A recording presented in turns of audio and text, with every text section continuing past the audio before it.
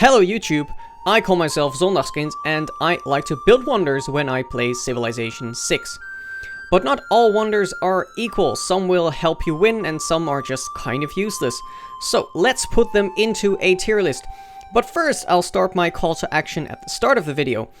If you like what I'm about to say, then do leave a like. If you disagree with what I'm about to say, then leave your comments.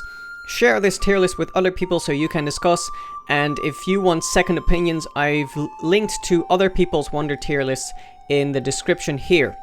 I've done my homework a bit. I've gone through 58 games I played with all of the leaders that were available before the leader pass. Rule number 1 for this tier list. I play on single player mostly, and I play these games on deity difficulty. We can talk about how transferable these ratings are to other difficulties, but they are definitely not transferable to multiplayer. Do not listen to me if you're a multiplayer player. Then, I looked how often I built a wonder, because I think the number of times I build a wonder does say something about how useful I find it in practice. Rule number 2, this is only about how useful it is to build a wonder. A wonder could shoot up or down the tier list if I calculated how useful it is to conquer a wonder. Those 58 games were split nicely between 12 science, culture, domination and religion victories and 10 diplomacy victories, so I've included which ones I built this in. Then I've included the effect of the wonder, the technology or civic you unlock it in, and I will sometimes also mention the placement requirements, and those are the biggest factor in deciding what tier a wonder goes into. Rule number 3, I try to disregard whether the AI just prefers to build or ignore a wonder, since that heavily changed in patches in the past. Sometimes it will come up, and I will try to shove it onto a placement requirement or the technology and civic it's in. But generally this is about how useful a wonder would be to build, regardless of whether the AI loves to build it or not. I've ordered the wonders like this. I start at the wonder I've built the least and I end at the wonder I've built the most. If you prefer in alphabetical order, that is in the description. So without further ado, let's get into it. Let's start off nice and controversial with Meenakshi Temple, which I slot into F tier. It's the only wonder that I have never built, and not only have I never built it, I've never started it in a game intent on building it, and I've never had a hard time winning a game because the AI had built it. On paper, the effect is good. Gurus are cheaper to purchase, and your religious units basically get great general effects from gurus.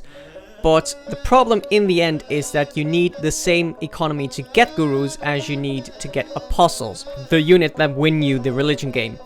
Also, they don't get the extra movement from Exodus of the Evangelists, the Golden Age, so they're always lagging behind your apostles. I never feel the need to get gurus, so I never feel the need to make them better with Meenakshi Temple.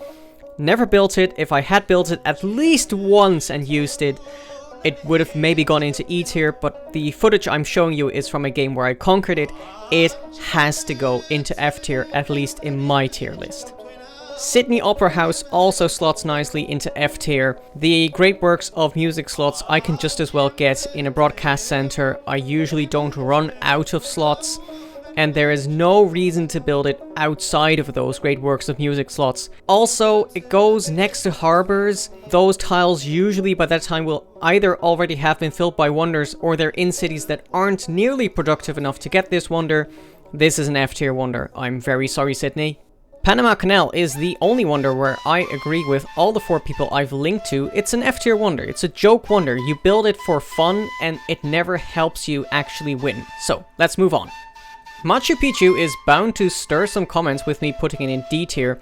I feel like we always dream up the effect to be an S tier effect because we dream up this perfect world where then all our industrial zones and commercial hubs and theater squares can go into little mountainous nooks. But I looked through all the games I've built and conquered it in, And except for this one I'm showing footage of where I had mountains next to rivers and I was playing as the Netherlands, it's never even that great.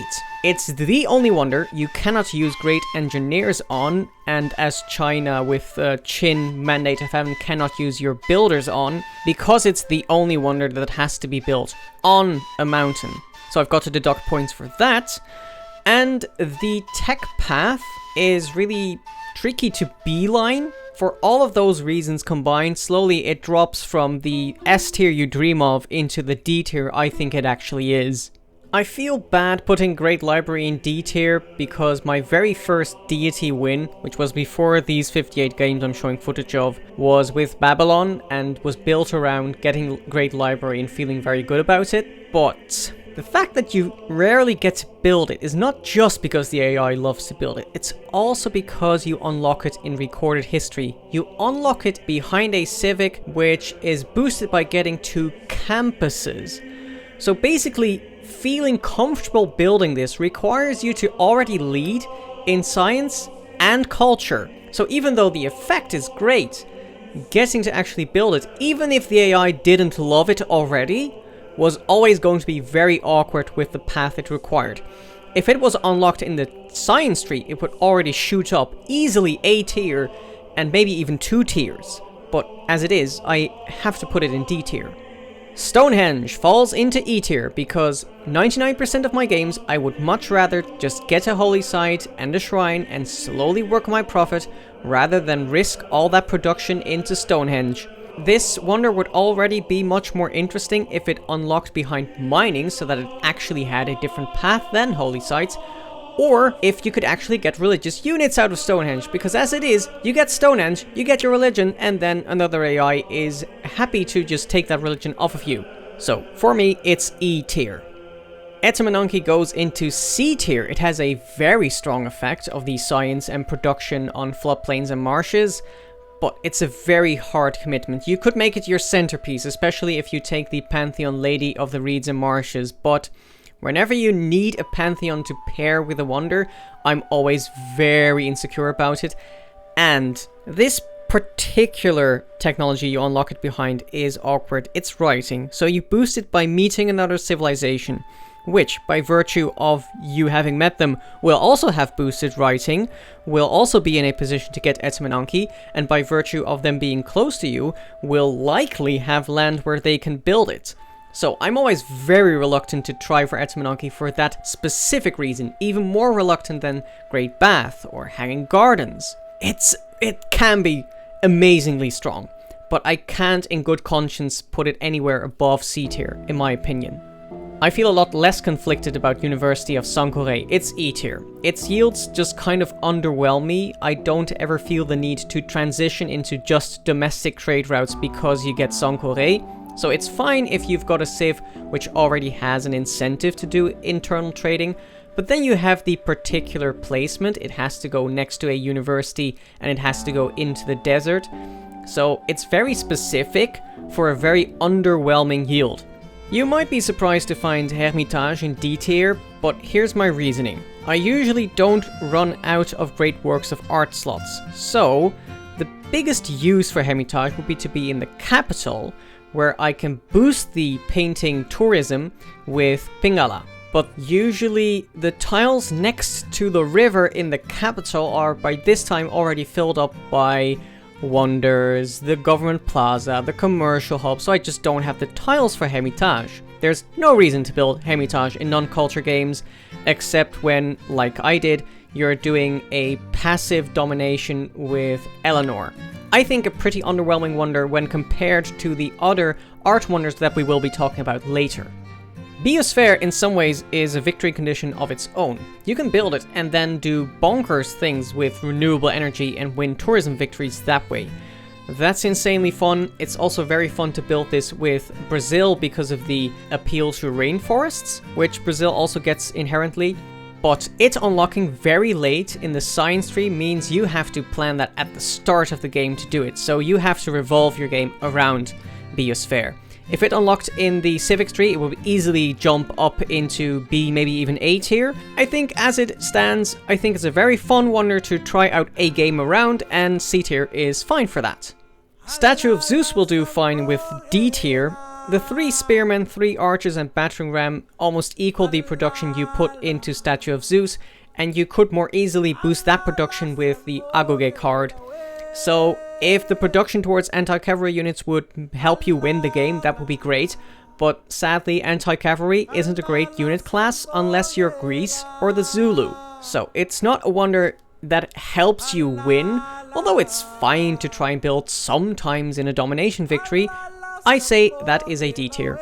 D tier as well for Kōtoku-in. The 20% faith in one city is fine, even though I rarely find myself with one city that has amazing faith economy compared to other cities. It's usually more spread out. Then, the warrior monks. I've had comments saying that people would even prefer just the faith modifier without the warrior monks, because warrior monks, sadly, are the worst unit class in the game. I won't let it drag Kōtoku-in a tier down because of the warrior monks. The faith modifier is good enough to sit in D tier. Alhambra is so close to C tier, but it's in D tier for me because in domination games I usually find myself having enough military policy slots.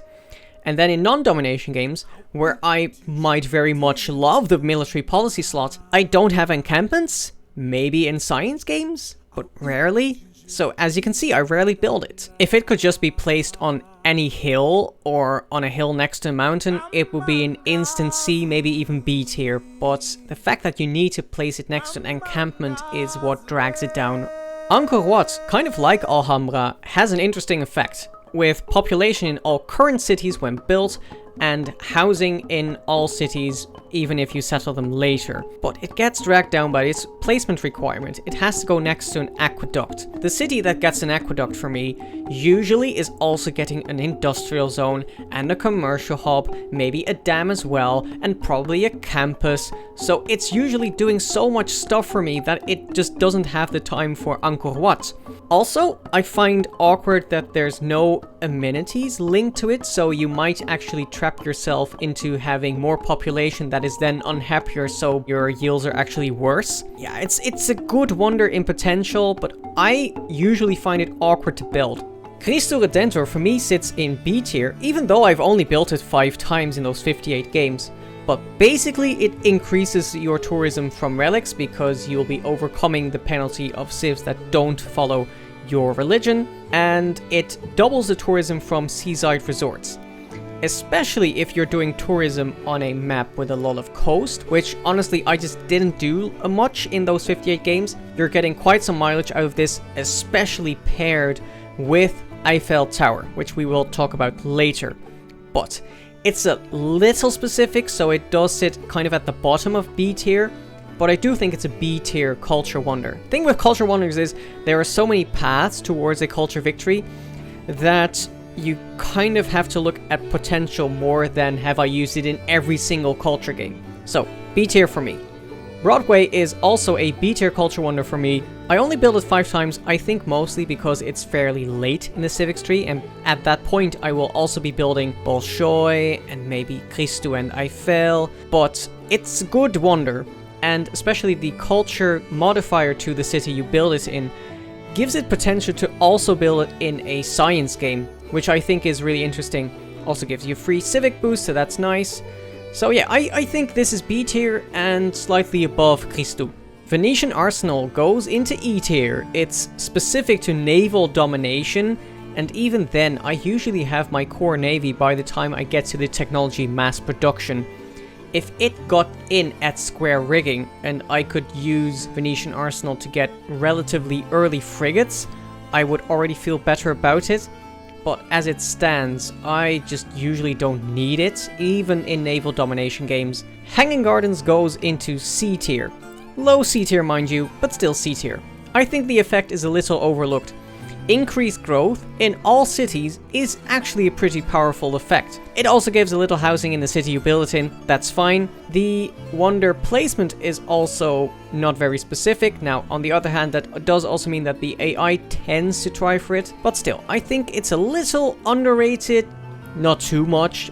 It's still just C tier, but I think most people would put it into D and E tier, and I think that's undeserved. Give Hanging Gardens a little love. The pyramids, sadly, are the A tier wonder I built the least. So, first of all, why is it not S tier? Because extra build charges are amazing. Getting the free builder almost already makes up the production you put into pyramids, and then the return on investments from every builder you get afterwards is just insane. I'm not saying that I am taking into account that the AI beelines this, but you have to get this into your first or second city. That city has to have desert because that's where pyramids are built. And then those cities have to have stone as well because you unlock it behind masonry. Now, all of that isn't super rare. It also isn't super common. It also doesn't sound like the best start ever. It's not like you're building it next to spices. It's an insanely good wonder, and if it just went on grasslands, it would instantly get S tier, but I can't put it into S tier because there are other wonders which are much easier to build and at least give comparable effects. So, A tier it is, pyramids, I'm sorry. I feel a lot better about the B tier that Casa de Contratación gets, because governor titles are good in any game, even if you don't have any cities on foreign continents. So, honestly, I underbuilt this because I tend to just think about districts around the government plaza and not consider casa. But especially in games where you do have cities on other continents, those 15% yields are very tasty. The only thing that doesn't make it go into A tier is that you have to put governors into those cities, whereas you usually want your governors in your core cities, which usually are your own continent. So, that's the only thing that keeps it out of A tier. It's a very, very solid B tier just for the governor titles alone, honestly. Great Bath sits at C tier. Now, I'm not assuming you're playing on Apocalypse mode. I know that with Soothsayers, you can make your faith yield rise into infinity and beyond, but I'm not looking at that. In normal games, it is actually kind of a crapshoot whether you get anything from Great Bath. You could build it onto a river that literally never floods and you will feel really bad about that. But usually that river will flood, and you will get faith yields and you will feel good about that. You'll also feel good about the housing and amenity, which means that your city can get an extra district.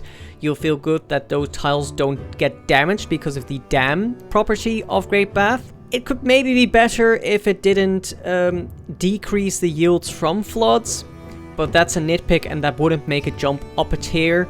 Yes, the AI tends to build it for you, but I have found it fairly beelineable in other games. As long as you're willing to commit, I think it is a C tier wonder. The Amundsen-Scott research station is in C tier. It is a really nice wonder to speed up the late game for your science victory. It does entail getting a city especially out for it, usually placing a campus with all the buildings inside of it, and usually getting a great engineer especially for this wonder. But it is worth it because 20% science and 10% production is still useful up until the late game of a science victory. So it's very specific to one victory condition and it is a little late. You wouldn't necessarily need it, but it's still good enough, I think, for C tier. You also definitely don't need Great Lighthouse. Even in naval domination games, one movement on all your naval units is kind of a whatever bonus. It's not like you're going to win 20 turns sooner because of that. It is good to note that it also counts for embarked units. That's why maybe for the Maori it is interesting, maybe for Gran Colombia. But yeah, I'm really not excited about this E tier. Weirdly, I am excited about Golden Gate Bridge. If this was just a fun factor tier list, it would be way higher. The specificity of the wonder placement makes it worse, but makes it more fun when you do find a spot where you can get Golden Gate Bridge. And in its defense, I tried it out recently in a culture game with the Ottomans, and it quadrupled the tourism yield of the national parks in one city, because the 4 appeal it gives, plus the 100% tourism modifier, of course, stack. But, of course, you don't win tourism victories off of one city. And it's really specific to place. It comes very late in the science tree, which is awkward in a culture victory. And you can't excuse it like Biosphère and say that it's basically a victory condition on its own. In that Ottomans game I talked about, we built it, I think, 2 turns before we won. So it's fun to build, but it's an E tier in quality. Országház, meanwhile, is in D tier because even though I do usually build it in diplomatic victory games, it's not because I necessarily need it. The extra diplomatic favor from suzerainties is nice, and arguably I could use that more often in non-diplomatic games to turn into gold via trades, but because of the way that the diplomatic favor needed for Congress votes scales up, the value for diplomatic favor scales down. So getting that extra diplomatic favor isn't the best thing in the world. You could just better get diplomatic victory points from the wonders that we will discuss along the way. It at least has some value in specific situations. I give it a D tier. Now, honestly, I'm kind of surprised by this myself. I've decided to put Eiffel Tower into C tier. So why do I think, for example, it's worse than Cristo Redentor, even though the effect, strictly speaking, is stronger? It's all got to do with the technology tree and the path you need to unlock it. I have been convinced by people like the game mechanic that in a tourism victory, you want to go up to flight as fast as possible and then beeline on in towards computers, so you get the 25% tourism modifier. Then you have to circle back to steel, where Eiffel Tower sits, and with ballistics, rifling and military science along the way, it can sometimes take 10 to 15 turns to even get to Eiffel after computers. And if we talk smack about Golden Gate Bridge for being so late in the technology tree, it's only 2 technologies after Eiffel.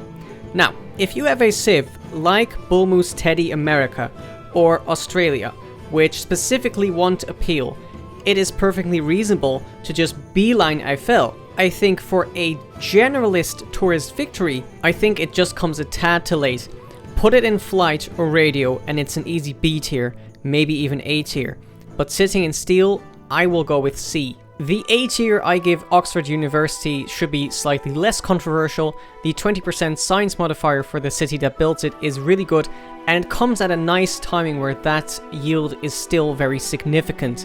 It also gives you free technologies and gives you great work of writing slots, so even though I didn't do it, it is actually a really useful wonder for culture victories as well. So, a wonder that's really good in a science victory and also in a culture victory, solid A tier. Statue of Liberty is really hard to rate because, as you can see, I've built it in every single diplomacy victory and in no other game. Because it's very specific, it gives you 4 diplomatic victory points, which you do really want in a diplomatic victory, but you don't care about the wonder at all in any other game.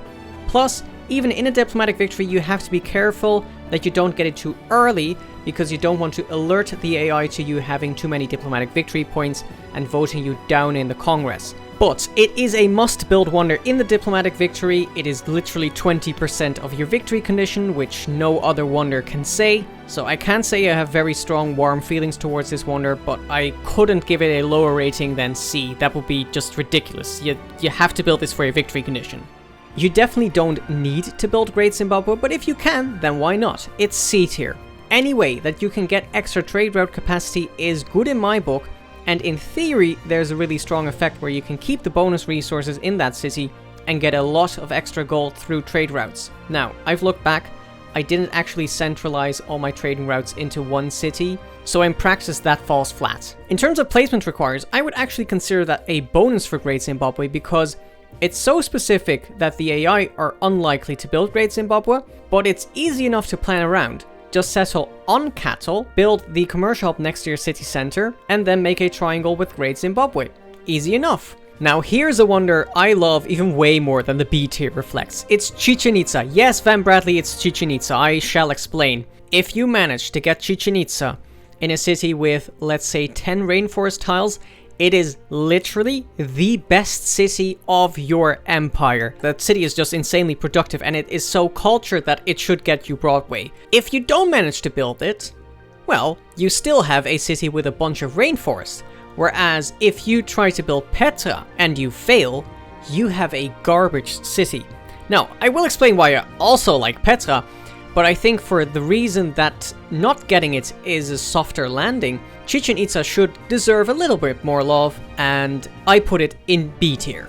A tier is for Big Ben. The economic policy slot it gives is just as good as a wildcard policy slot in a science or culture victory, and the extra gold into your treasury is a nice bonus. The only small arguments you could have against Big Ben is that you think economics is too late, I would disagree with that, and that you don't like to build the bank, which I could see. And I will say that usually in my most productive cities, next to a bank, there isn't a spot anymore for a Big Ben. I still think that an economic policy slot is amazingly strong, and it doesn't deserve any lower than A tier for sure. Mont Saint-Michel for me falls into D tier. I've definitely built it more often than I have found it useful, because I definitely haven't taken 11 games where I sent out apostles to die and get me relics, but I think this is reflective of me liking the placement requirement into a marsh or a floodplain. Usually I do find a spot for that next to a theatre square where I find it useful just as a theatre square adjacency bonus. I definitely won't want to give it E tier, it has its moments. I think it's a D tier. A wonder I do usually find useful is Bolshoi Theatre in B tier. It gives you slots for great works of writing and music, and it also awards you 2 randomly chosen free civics. For that reason, you have some incentive, albeit small incentive, to build this wonder in non-culture games. I feel a lot less forced compared to Hermitage to get this in the capital, and its placement requirement next to a theatre square automatically means that it is boosting at least 1, maybe 2 theatre squares. So, I find it useful, B tier. On we go with the A tier wonder that is Ruhr Valley. I really value the production modifier to one city and the production on mines and quarries. Mathematically, it adds up to about a 30 to 40% increase in your production. Maybe I'm too picky with this wonder. Maybe I should build it more often and realize that the worst Ruhr is the Ruhr you didn't get. But yeah, I am a little picky, so I don't get it even in every science game. But it is really strong, and I will give it an A tier. Potala Palace gets B tier. The diplomatic policy slot is really powerful, especially in a science victory, and the diplomatic victory point makes it one of the 3 wonders you really want to pick up in a diplomatic victory. Although between those 3 wonders, with Mahabodhi Temple giving 2 and Statue of Liberty giving 4, this is the one I care least about. I won't ever restart because I didn't get Potala Palace, but it is one I will usually try for.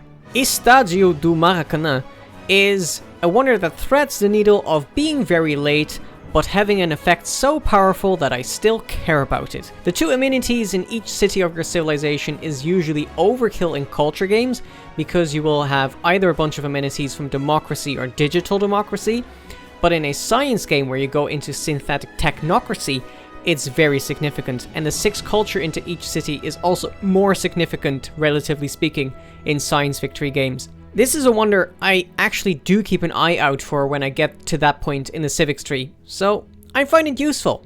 B tier. Jebel Barkal gets a B tier from me because I have found in several games that 4 faith to all your cities within 6 tiles is a significant yield.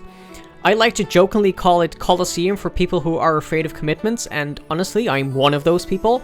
I find it more fun to plan around Jebel Barkal than around Colosseum because there's a shorter time between your decision of building it and knowing whether you succeed or fail, so I rarely find myself settling in dumb locations because I don't get Jebel. I genuinely like this wonder, and if it unlocked at bronze working, I would also be way more enthusiastic about it giving iron per turn.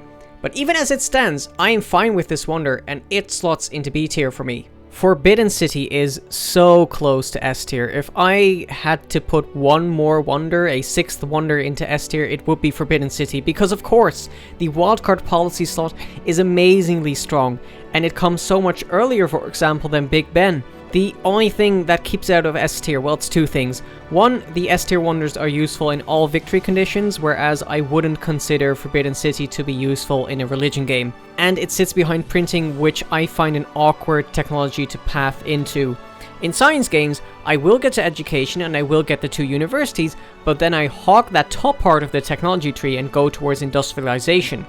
In culture games, and honestly I should do this less, I kind of do an awkward dance around printing because I don't want to go through unboosted technologies. Maybe in a year I will reevaluate this as being the 6th wonder in S tier, or it replacing Colosseum or Oracle in S tier. For now, it is the number 6 wonder in the world at A tier. Huey Teocalli in an earlier version of this tier list was in C tier, but I look back at the games in which I built it, and Unless you're the Netherlands with polders, you are not going to work the lake tiles that way it gives yields on. So that means you're just building it for the 6 amenities maximum that this can give you. Is that worth it? Well, I mean, if you got the spot for it, if the city has nothing else to do, but that is basically the definition of a D-tier wonder. If your city has nothing else to do, then I guess you get way. By comparison, Terracotta Army is way more useful, mostly for the effect that all your current land units gain a promotion level. The Archaeologist bonus is thematic, but you're never building Terracotta Army for that reason. You're at war, and you want to keep the war going, and the promotions are going to keep your momentum steady. In fact, I often miss that I'm building Terracotta Army and I move units away and then I see that I could have just healed them off of a promotion from Terracotta Army. This wonder is amazing and I want it in all my domination games. It is for that reason even pretty close to A tier, but I think it sits nicely in B tier. Hagia Sophia sits in C tier because it gives you a spread extra on your missionaries and apostles, which is exactly what you want in a religious victory game. But it comes a little late for a religious victory. For example, in the Japan game you're seeing footage of right now, I built it the turn after I had already won. So, it sits in C tier, it wouldn't jump up an entire tier if it came earlier, and you still want to build it in your religious victories. Hey, if you already win before you build it, then you've just done well for yourself.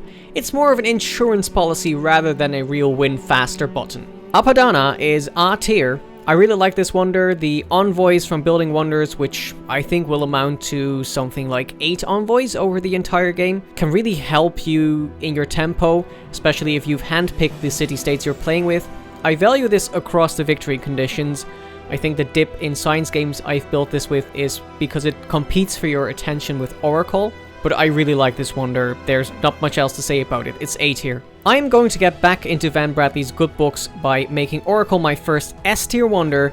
Great person points are such a hard economy to catch up on the AI with, and Oracle makes it so much easier. If you get a district, and you have Oracle in that city, and you also have Pingala with the Grants promotion, you're not getting 1 great person point for that district, you're getting 6 of them. Whatever gap you still need to bridge then is made easier by the patronage costing less faith, so yeah, I can only gush about Oracle and I would build it in every game if I could, and that is my criterion for making a wonder S tier. I would build this every game if I could. Taj Mahal, I have to admit, is a wonder I don't have particularly strong feelings towards. I feel like I don't struggle too much with era score. But I will say that era score and the golden ages they might unlock are useful in every single game. So having a wonder that makes it easier to get golden ages is useful in every single game. Even though I wouldn't build it in every single game, because there are definitely games where I have something going which is getting me a lot of era score, maybe I have cool unique units, maybe I'm doing very well in a war. But if you're struggling, build Taj Mahal and you should feel good about it. So yeah, that's a B tier wonder. I do have warm feelings towards St. Basil's Cathedral, even though I usually build it in the cold tundra. I prefer to use it on the tundra to get really good yields on those tiles. Like I said when I was talking about Chichen Itza, I'm a sucker for those wonders. But you could also, just as legitimately, get it in a city where you have some relics and get more religious tourism on that and not care about the tundra yields at all. It's basically 2 wonders in 1. And I would say that the games in which you have both those uses combined are rare, but there are a lot of games where you either have a city you want to settle in the tundra and have good yields, or you have relics and you might want to get some tourism on them. So it's definitely a wonder that is useful in a lot of games and that I like to build because of the yields. So it goes into A tier for me. I like to build Torre even though the first part of the ability I never use. I never centralize my trade routes into the Torre city, so I never get a lot of gold from that part of the ability.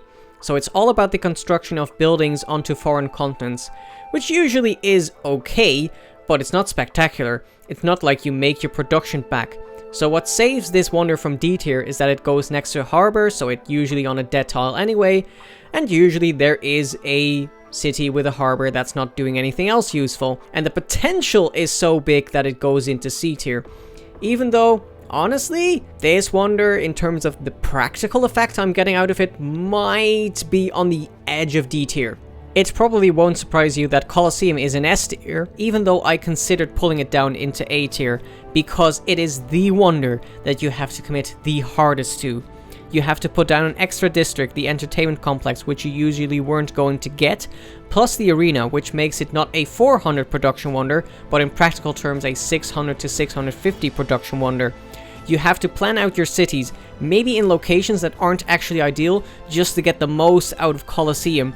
And so it is the wonder where it hurts the most when you see the little icon that you've missed the wonder. So much so that alone is the reason that I considered pulling it down into A tier. But I have to acknowledge that the effect is one of the best ones in the entire game. And it is more universally useful, for example, than Forbidden City. And getting Colosseum is at least less luck dependent than, for example, Pyramids.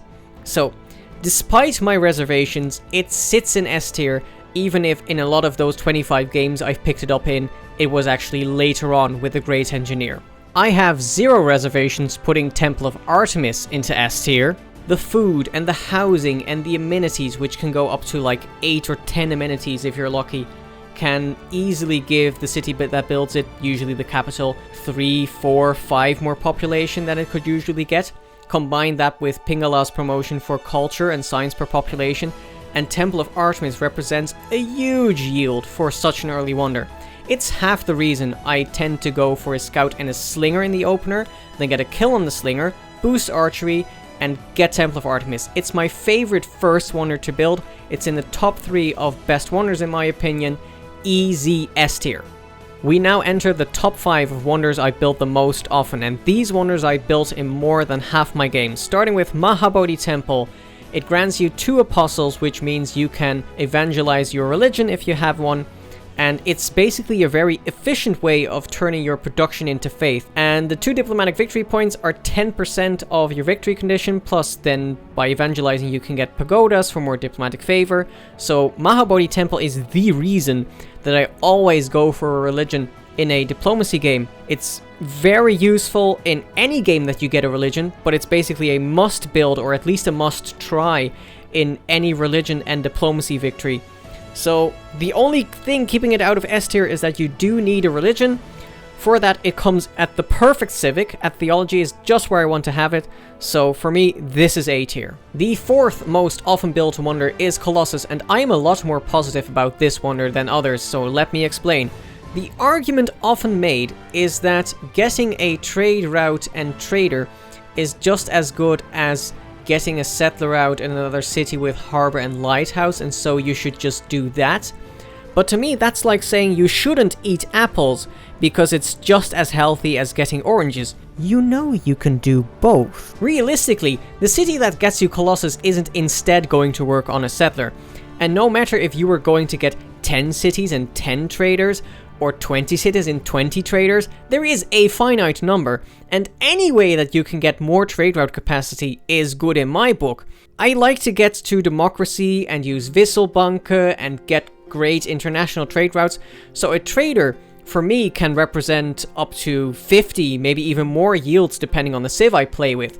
So Colossus to me represents a lot of value actually that also scales up. So yeah, I really like to build it, and I have no qualms building it and still getting settlers out as well, so I slot this into B tier. Just settle and build Colossus. You can do both. The 3rd most often built wonder is Petra, with the food, gold, and production on desert tiles. Like I said before, I'm a sucker for this type of wonders, but you know, it's not just about the Petra city itself. I will sometimes find myself having good land in front of a desert, and good land behind a desert, but I need to settle somewhere in between. So I need a bridge, and Petra can help me get that bridge. Yeah, no, of course, it's more about the Petra city, and those yields are nice to look at, and in combination with Ruhr, a city can get genuinely really productive. Maybe not your most productive city, but certainly your 2nd most productive. So it really helps, especially in stuff like science victories, diplomacy victories. But yeah, it's more of a fun factor, But you know what? I'm unapologetic about that, because there is one in this type of wonders which I build even more often. But first, we go to the second most often built wonder, and that is Kilwa-Kisiwani, arguably the best wonder in the game, so take it in. 3 envoys when built. When you are the suzerain of a city-state, the city that built Kilwa receives a 15% boost to the yield provided by that city-state. Even that would be good enough for A tier. But then, if you are the suzerain to 2 or more city-state of that type, an additional 15% boost is given to all your cities. That is insane. Even on standard maps, and certainly on large maps, you can easily get a 15% boost to all non-food yields across your empire. There is no wonder that even comes close to the effect that Kilwa-Kisiwani can bring you. And it sits very comfortably into S tier. And I think this is the best wonder in the game, and that you should try to get in every single game. Sadly, you can't in every single game, because it is one that the AI likes to at least try for, but you should try for it in every single game. But there is one more wonder that I've built even more often, and that I would also recommend getting in every single game. With 48 games out of 58, every single science victory I've done in the time, and every single diplomacy victory, the last wonder in S tier, and one of the best wonders in Civilization 6, is Mausoleum at Halicarnassus. We're not even going to talk for too long about the science, faith, and culture on the coast tiles, the yield part, because you know by now that I'm a sucker for that, and I do try to make my Mausoleum city look nice, but the good part is actually the second part. All great engineers have an additional charge. Your wonder great engineers gives you an additional charge, so building Mausoleum also makes it easier to build any other wonder. The great engineer Leonardo da Vinci doesn't give you 3 culture from your workshop, it gives you 6, which makes industrial zones a lot more interesting. It's the wonder I will always try to go for if it's available, and it's one that I also find just slightly more buildable than Kilwa-Kisiwani, because the AI for some reason don't like Mausoleum, and they should, because Mausoleum is amazing. Actually, scrap that. No, the AI should never build Mausoleum, because I always want to build it.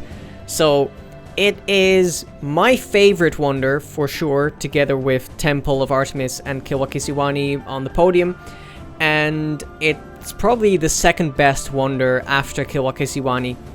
I love it. Build it in every science and diplomacy victory. Yeah, how could it be anything other than S tier? So there it is, the entire tier list for you people to enjoy. And just to remind you, it's for a single player, it's only for wonders you build, and it doesn't take into account the straight up preference of an AI to build a certain wonder. So I know that wonders in Civ 6 are something that the players have strong opinions about, so let me know in the comments where I went right and where I went wrong. If you like this video, then do please leave a like, and feel free to share it with other people who might also have strong opinions on this subject. If you want to see more playlists of Civilization 6 and maybe more tier list, who knows, then please subscribe and ding the bell, and I will see you in the next one, YouTube. Bye bye!